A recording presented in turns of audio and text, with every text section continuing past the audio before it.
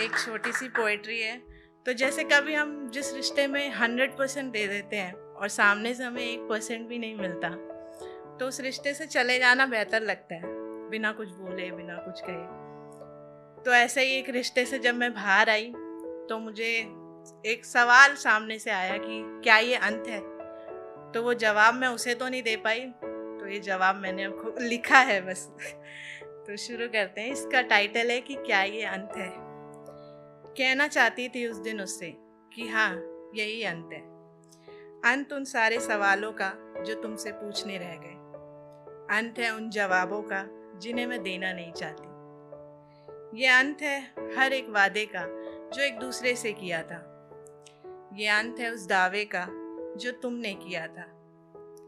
ये अंत है हमारे बीच की उस आखिरी डोर का जो अब तक बंधी हुई थी। ये अंत है उस उम्मीद का जो तुमसे बेवजह ही लगी हुई थी। और सच कहूँ तो मैं शुक्रिया करती हूँ तुम्हारा कि तुमने मुझे वजह दी इस रिश्ते को तोड़ने की, इस डोर को तोड़ने की, इस रिश्ते को ख़त्म करने की। क्योंकि अगर हम अब भी बरकरार रहते तो शायद न जाने एक दूसरे को और कितने जख्म देते।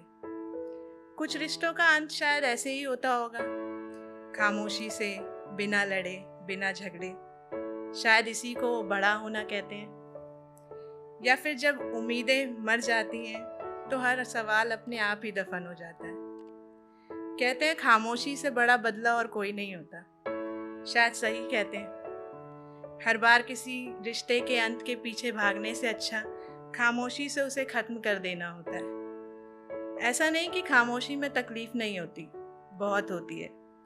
क्योंकि अधूरे सवालों और जवाबों के साथ जीना भी तो मुश्किल है। पर ये वक्त बहुत कमाल की चीज़ है।